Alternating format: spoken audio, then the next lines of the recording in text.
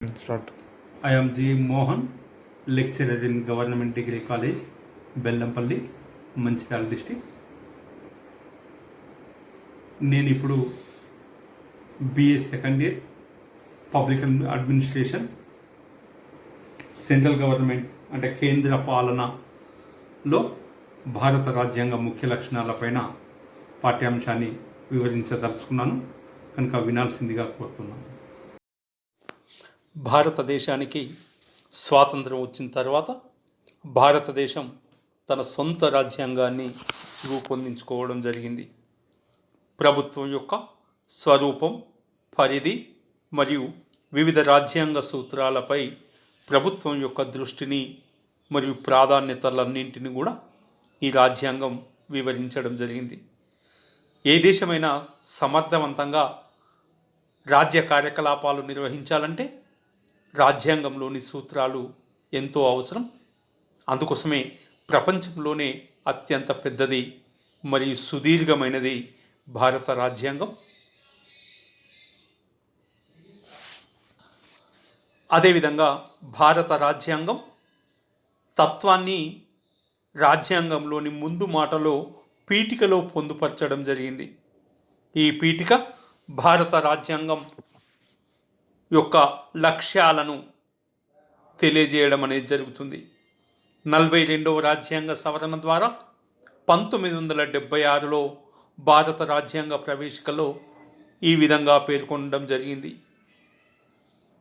భారత ప్రజలమైన మేము భారతదేశాన్ని సార్వభౌమ, సామ్యవాద, లౌకిక, ప్రజాస్వామ్య, గణతంత్ర వ్యవస్థగా తీర్చిదిద్దడానికి చిత్తశుద్ధితో తీర్మానించి ప్రజలందరికీ సామాజిక న్యాయాన్ని, ఆర్థిక, రాజకీయ న్యాయాన్ని, అదేవిధంగా ఆలోచనలలో, భావ ప్రకటనలు, విశ్వాసంలో ఆరాధనా స్వేచ్ఛను, అందరికీ హోదాను, అవకాశాలను పెంపొందించే సమానత్వాన్ని, వ్యక్తి గౌరవాన్ని, జాతి ఐక్యతను, సమగ్రతను నిర్మించి సౌభ్రాతృత్వాన్ని పెంపొందించడం అనే అంశాలతో ఇది ప్రారంభం కావడం జరిగింది.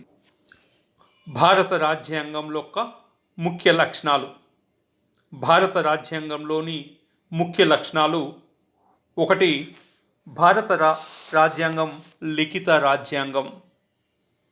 2. కొంత దృఢమైన మరికొంత సరళమైన రాజ్యాంగం. 3. ప్రజాస్వామ్య గణతంత్ర రాజ్యం. 4. ప్రాథమిక హక్కులు. 5. ఆదేశక సూత్రాలు. 6. ప్రాథమిక విధులు. 7. లౌకిక రాజ్యం. 8. పార్లమెంటరీ తరహా ప్రభుత్వం. 9. అర్ధ సమాఖ్య మరియు అర్ధ ఏకకేంద్ర రాజ్యం. 10. ఒకే పౌరసత్వం. 11. స్వతంత్ర పాలనా న్యాయశాఖ. 12. స్వతంత్రమైన రాజ్యాంగ వ్యవస్థలు. ఇవన్నీ కూడా భారత రాజ్యాంగంలోని ముఖ్య లక్షణాలుగా మనం పేర్కొనడం అనేది జరుగుతుంది. దీని ద్వారా భారతదేశ రాజ్యాంగం యొక్క గొప్పతనం, రాజ్యాంగంలోని లక్షణాలన్నీ కూడా తెలుసుకోవడం జరుగుతుంది. దీంట్లో మొట్టమొదటిది నంబర్ 1 లిఖిత రాజ్యాంగం. అంటే ప్రపంచ రాజ్యాంగాలన్నిట్లో కూడా కొన్ని లిఖిత రాజ్యాంగాలు ఉన్నాయి, మరికొన్ని అలిఖిత రాజ్యాంగాలు ఉన్నాయి. కానీ ప్రపంచంలోని లిఖిత రాజ్యాంగాలన్నిట్లోకెల్లా భారత రాజ్యాంగం అనేది అత్యంత పెద్దది.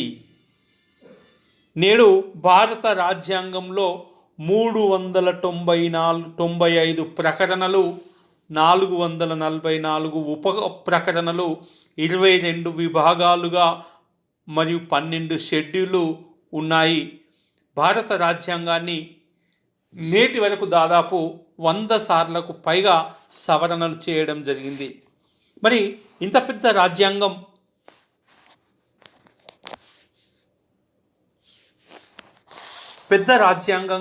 రూపొందడానికి ఏం కారణాలు ఉన్నాయని గింట మనం విశ్లేషిస్తే, భారతదేశానికి స్వాతంత్రం రాకపూర్వం బ్రిటిష్ వారు భారతదేశాన్ని పరిపాలించే క్రమంలో 1935 1919 భారత ప్రభుత్వ చట్టాలలో అవసరమైన మేరకు అనేక అంశాలను క్రోడీకరించడం జరిగింది. అంతేకాకుండా భారతదేశ సామాజిక పరిస్థితుల దృష్ట్యా ఎస్సీ, ఎస్టీ, బీసీ వాళ్ళందరికీ కూడా రిజర్వేషన్లు కల్పించడం జరిగింది. కేంద్ర రాష్ట్ర సంబంధాల ముఖ్య ఆర్థిక పాలనాపరమైన సంబంధాలన్నింటిని కూడా పేర్కొనడం ద్వారా వాటి మధ్య వివాదాలు తలెత్తకుండా చూడడం జరిగింది.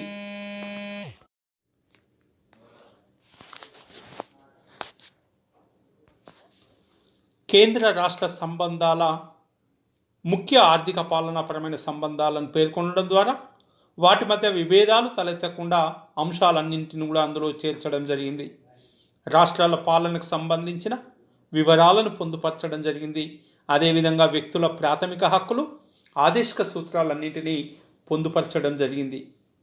అదేవిధంగా రెండవ లక్షణాన్ని గింట మనం పరిశీలిస్తే భారత రాజ్యాంగం పాక్షికంగా దృఢత్వం మరియు సరళత్వం, అంటే కొన్ని దృఢ లక్షణాలు ఉన్నాయి, మరికొన్ని అదృఢ లక్షణాలు ఉన్నాయి.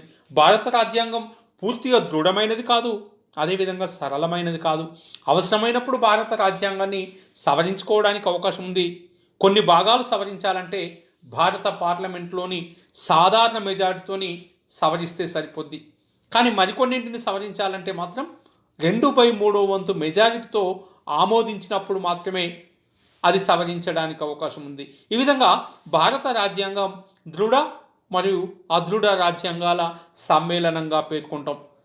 అదేవిధంగా మూడవది, భారత రాజ్యాంగం ప్రజాస్వామ్య గణతంత్ర రాజ్యం. మరి భారతదేశం ప్రజాస్వామ్య రాజ్యం, గణతంత్ర రాజ్యం. ఒక రాజుల పరిపాలనలో మనం లేము. భారత ప్రజలు తమకు తామే పరిపాలించుకోవడం జరుగుతుంది. భారతదేశంలో ప్రజలందరికీ వయోజన ఓటు హక్కు ద్వారా ఓటు వేసి వారి ప్రతినిధులను ఎన్నుకుంటారు. ఎన్నికైన ప్రతినిధులు ప్రజల తరపున పరిపాలించడం అనేది జరుగుతుంది. ఈ విధంగా భారతదేశం ప్రజాస్వామ్య రాజ్యం. అదేవిధంగా భారతదేశ అధ్యక్షుడు ఒక నిర్ణీత కాలానికి ఎన్నుకోబడతాడు. అందువల్ల భారతదేశం గణతంత్ర రాజ్యంగా మనం పేర్కొనడం అనేది జరుగుతుంది. అదేవిధంగా నెక్స్ట్ సైడ్ హెడ్డింగ్ ప్రాథమిక హక్కులు. మరి భారత రాజ్యాంగంలోని 3వ భాగంలో పౌరులు ప్రాథమిక హక్కులు ప్రసాదించడం జరిగింది. ఇందులో కేవలం గతంలో రాజ్యాంగాన్ని రచించినప్పుడు కేవలం 6 ప్రాథమిక హక్కులు మాత్రమే ఉండేది. అవి సమానత్వపు హక్కు, స్వేచ్ఛా స్వాతంత్రపు హక్కు, పీడనాన్ని నిరోధించే హక్కు, మత స్వేచ్ఛ హక్కు, సాంస్కృతిక మరియు విద్యా సంబంధిత హక్కు, రాజ్యాంగ పరిహార హక్కు. మరి అంతకుముందు ఆస్తి హక్కు అనేది ప్రాథమిక హక్కుగా ఉండేది. కానీ 44వ రాజ్యాంగ సవరణ చట్టం ద్వారా 1978లో దీన్ని ప్రాథమిక హక్కుల నుండి తొలగించి ఒక సాధారణమైన హక్కుగా పేర్కొనడం అనేది జరుగుతుంది. మరి ఈ ప్రాథమిక హక్కులన్నీ కూడా న్యాయస్థానం ద్వారా మనం పరిరక్షించబడతాయి. పౌరులు తమ హక్కులకు భంగం కలిగించినట్లు భావిస్తే మనం న్యాయస్థానాలకు వెళితే న్యాయస్థానాలు మన హక్కుల మీద పరిమితులు విధించకుండా హక్కుల్ని రక్షించడానికి అవసరం వస్తే కొన్ని ఉత్తర్వులు జారీ చేసే అధికారం న్యాయశాఖకు ఉంది. అదేవిధంగా నెక్స్ట్ ఆదేశిక సూత్రాలు.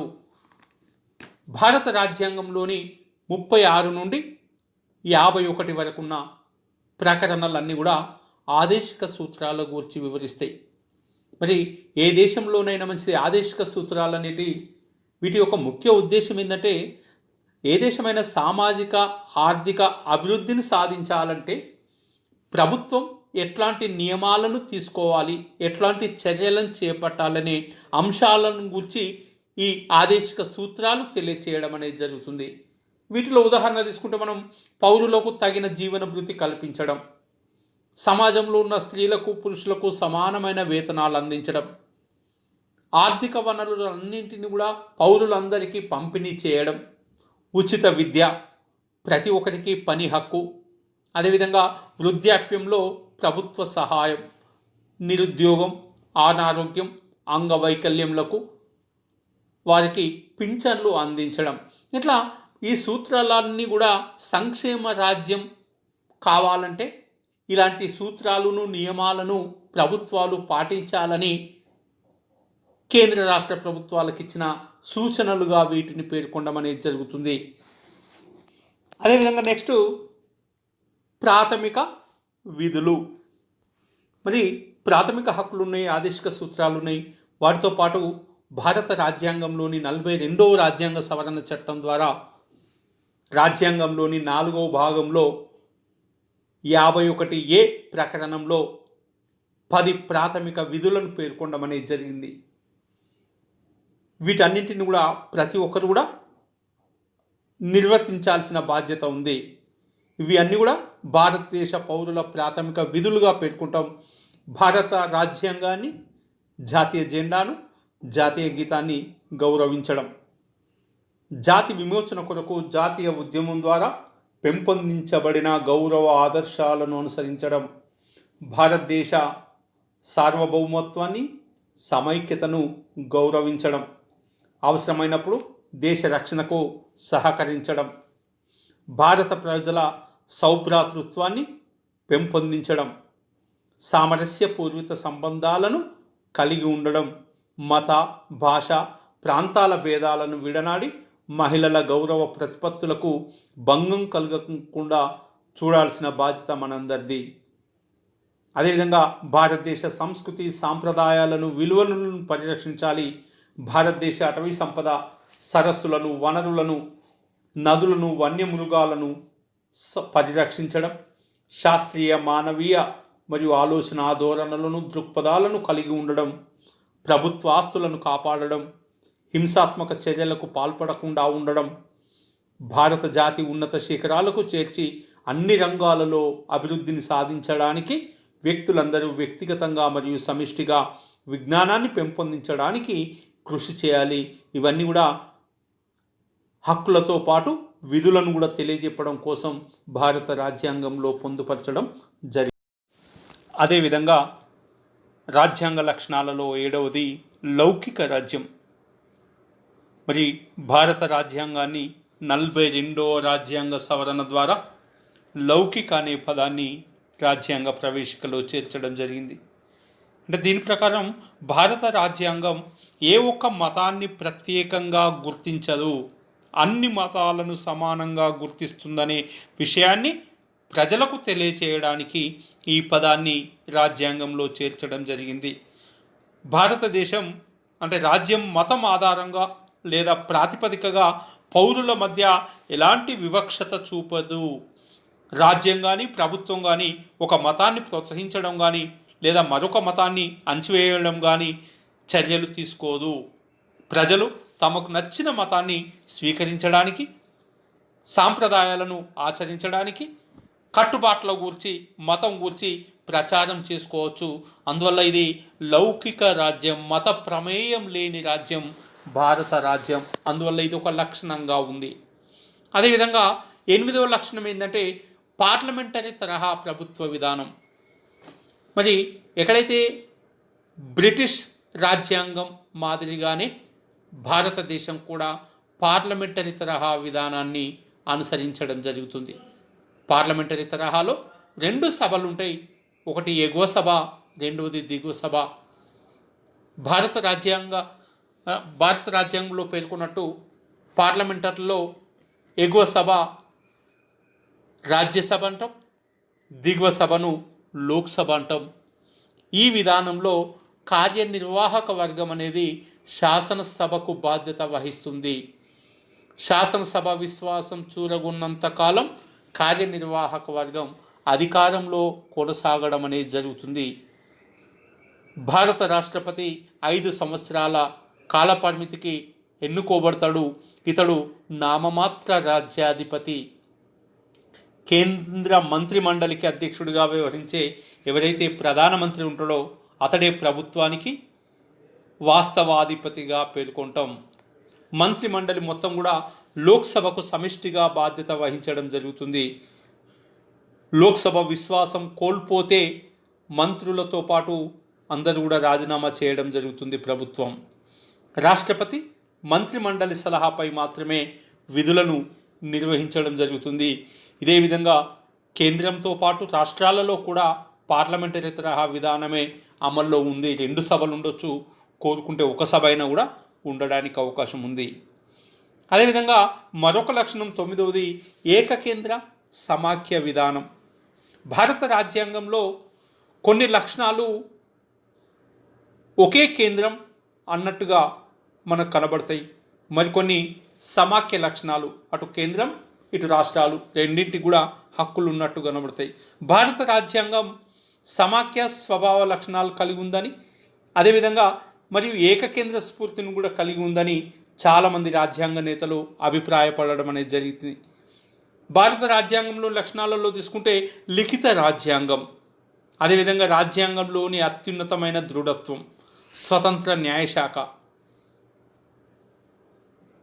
ఒకే పౌరసత్వం, బలమైన కేంద్ర ప్రభుత్వం, న్యాయ వ్యవస్థ ఒకటే అత్యున్నతమైన స్వతంత్ర న్యాయస్థానం. ఇవన్నీ కూడా దృఢ లక్షణాలకు, అంటే సమాఖ్య కాకుండా ఏకకేంద్ర లక్షణాలుగా వర్తించడం అనేది జరుగుతుంది.